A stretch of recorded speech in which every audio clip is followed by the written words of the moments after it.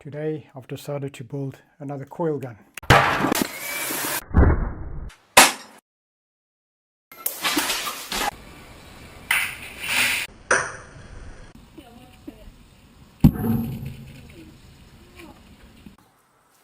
Bombs away! But I want to make it a lot simpler, something that just about anyone can do. So this is the first coil gun I made. It only looks heavy because I'm bolted onto a transformer, so it doesn't go flying backwards when the bolt shoots out. And I wound it thicker in the front here and then tapering off in theory so we have a weak magnetic field to pull the projectile through and shoot it out the front. So what I do is take something like a nail, put it in there, fire it, and it shoots out and blows up a water balloon or something. And at one stage it had quite a bit of power. I had about 6 studio flash capacitors connected up, and I'd dump all the energy through these wires here and it would blow through a balloon full of water. But it's not the easiest thing to make. It gets a bit complicated. I'll show you how I triggered it.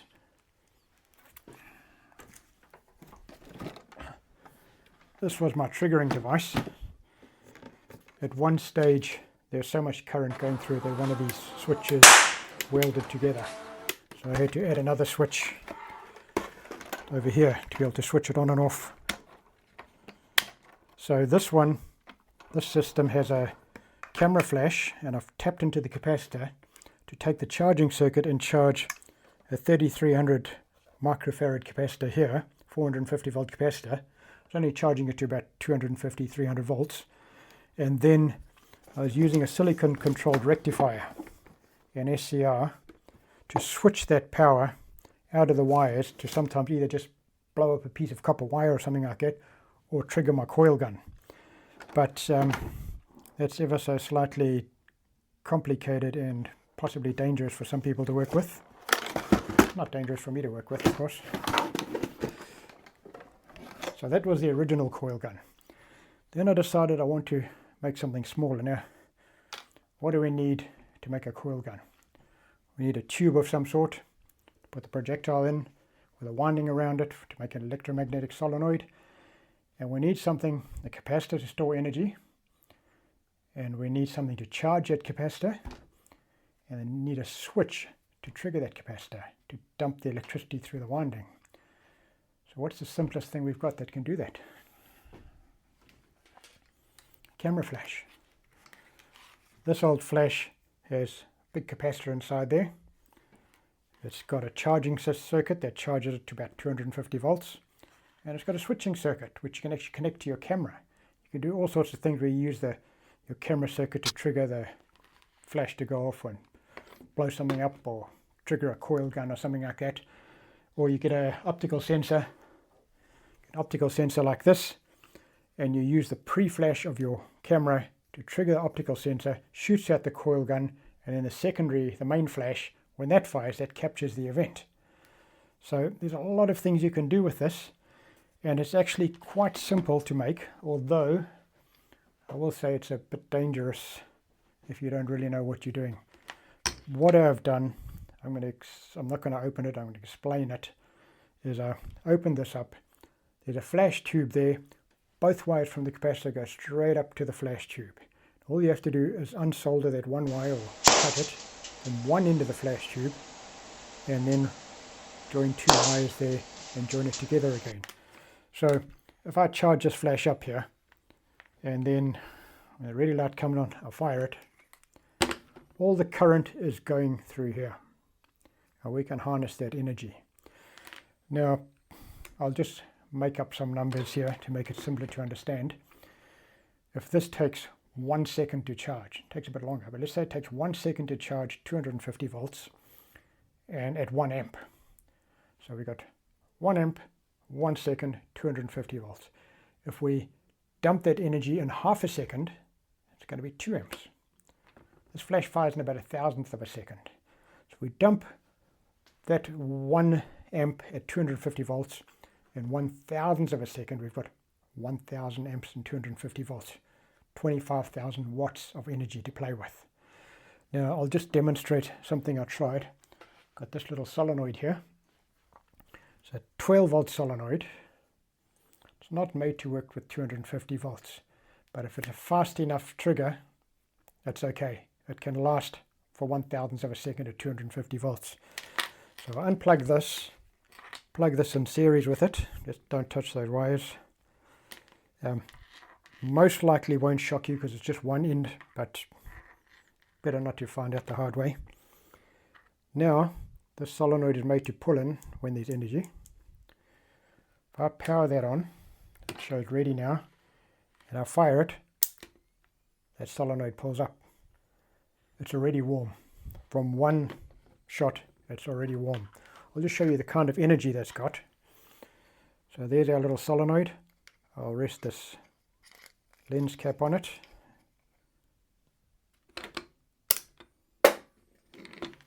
That's quite a bit of energy and the beginning of the coil gun. So we can use our camera flash to make a coil gun. Now there's quite a few principles involved with this. I got a paper straw. Sometimes you'll see people take a coil gun like this and they put a nail in and it shoots out. That's fine. It works, it does the job, and that's what's important. But you're wasting a lot of energy having something that thin and a tube this big. Because the principles of an electromagnetic solenoid, what we want to do, we want to have a long winding. Short winding is for something like this, to pull in a solenoid to switch something, or a little relay. It just makes a little magnet, that's all it has to do. And this only has to move that far. We want a greater throw. So if we make a thin winding, what happens is you've got to find the perfect distance to put this so that it pulls in and it shoots out. But if you've got a longer winding, you're using time. We're using physics now to say we need a greater traveling time for that to pull in, so that when it fires, this is going out at full speed. Because what happens if you just switch power to this that stays there, it'll pull in and go back and back and back and back and settle in the middle. If you're just firing 1/1000th of a second, you push this too far back, it might jump, but it's not going to move through. If you put it too far forward, it's going to start pulling in, and then if there's still energy, it's going to start pulling back again, and the energy switches off and it fires out the back. I've had that happen before. So if we make a nice long winding and find the right place to put this, we're going to get the most efficiency. And the projectile must be as thick as this tube. So it's going to pull in nice and strong. But as an example, I'm an auto electrician and I've worked with shutdown solenoids on engines. And they've got this little arm that pulls in and shuts the engine down when it needs to stop. And they've got a long winding. They've got a pull-in winding and a hold-in winding, because they take a lot of energy to pull in, but once they're in, they only need a certain amount of energy to hold in. But if that solenoid doesn't pull in all the way, and only the hold-in winding is switched on, that's eventually going to melt, because the amount of energy that draws when the metal isn't inside that magnetic field. So we ideally, to get the best effect, we want something that fits perfectly in here, and you'll get the most magnetic pull and the most efficiency. And you've also got to remember the size of your projectile. If you've got something like this but as thick as a tube and it shoots 2 meters, you make it half its size, half its weight, it's going to shoot 4 meters. It's going to go further. So you can experiment with that. So what was happening is, I've got another crazy idea. I want to make a James Bond camera. I take an old film body. This one I've modified slightly. Plug the lens in. I want to have a hole drilled through here, and I want a coil gun built into this. You know, you're on an airplane, some kid's bothering you, they stop bothering you. I think I'm going to get cameras banned on airplanes. But anyway, just for fun, I want to make something like this. So I went into the hardware store, the local hardware store, and I wanted some glass drill bits.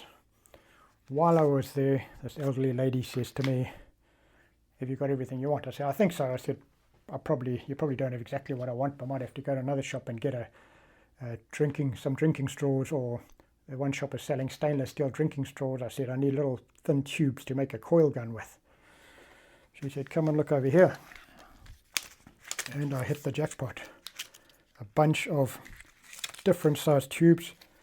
made out of brass, which is what a lot of these decent windings are made out of, solenoids. The one out of aluminium, and that one's about 2 millimeters, I think, 3 millimeters across.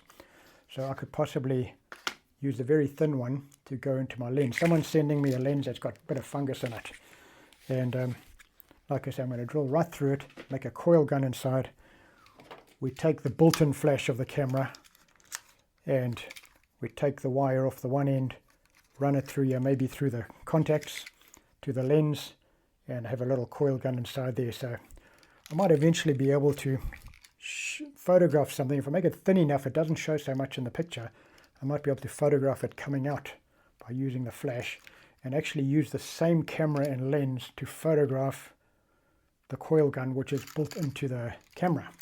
That should prove interesting. That's some experiments I want to do later. But that's it for now. What I've got to go and do now is choose my coil gun winding. Probably one of the bigger brass tubes. To find a projectile that's going to go nicely in there, and then start making my coil gun. See you later. Alright, I'm back. I've got about 3 layers on there. I wound the first one and put some super glue on it just to hold it, and then a few hours later I wound the others. I made it thicker in the middle. There's a weaker magnetic field here and stronger in the middle, so hopefully that's going to help pull it in and shoot it out. I'm just going to show you something else that you can do with a setup like this, keeping in mind that this is the wire that goes in series with the flash tube. I recently decided to try and create some lightning, so I have 1, 2, 3, 4, 5 ignition coils in series. Electricity goes in one, out the other, in the one, out the other, and the same with the high voltage outputs. It goes in series through all the coils and then comes out to these 2 spark plugs here. So if each coil is capable of about 50,000 volts, we should have about 250,000 volts available. Now when I trigger that, I'm not going to push this button because I've had voltage kick back in a system like this before, and I got some instant dancing lessons. So I'm going to plug this in here, plug this in here. So now as the flash fires, all the energy from the capacitors also goes through the ignition coils and generates a spark. In this case, this is my hot shoe trigger that would go on the camera normally, and I've got it on optic sensor, so I don't have to touch anything. So not sure how well that's going to show up in the video, but we power that on and we take another flash, Nikon SB800, manual power, minimum power, that's ready, and we've got a spark. That's jumping about almost a 2-inch gap there, and I mean your normal spark plugs are a gap about that big. Sparks normally can jump about that far. I could open up further, but I'm just concerned that anything that doesn't jump that gap, if it can't jump that gap, it's going to find its way back to my flash. I'll open a little bit further, and that's quite a powerful spark. So these are just the type of things you can do when you're harnessing the power of your flash capacitor to switch things. So we'll take that off now and disconnect the dangerous thing.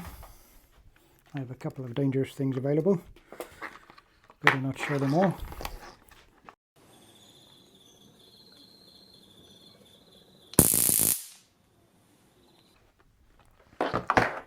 Back to the coil. So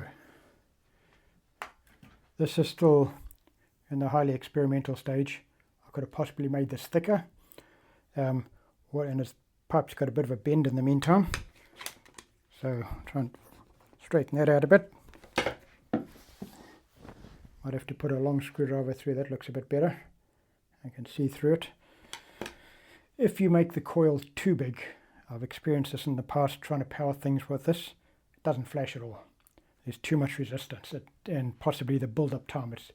that flash switches a short little high voltage pulse to the center of the flash tube to trigger the breakdown of current, and something goes wrong if you have too much resistance going through that tube. So I have some nails here, cardboard box, and we'll take the wires. I'm not sure how much power is firing from this flash. I've got it on manual. For all I know, that might be a quarter power or a half power, but I'll just try it on manual first. And I'll put this slightly bigger nail, and as I said before, I need to get something that fits perfectly in there. This wastes a lot of energy. So we just put this in at the end here, and we fire it. Makes a little bit of a dent in there. Put a smaller nail in. Half the weight should travel twice as fast, but have the same resulting energy. Yeah, that was pretty good. So that's the beginning of the flash coil gun. So just for fun, I'm going to try it in auto mode. And then there's a little sensor that picks up the light coming back to it. I'm going to block that sensor. I haven't tried this before.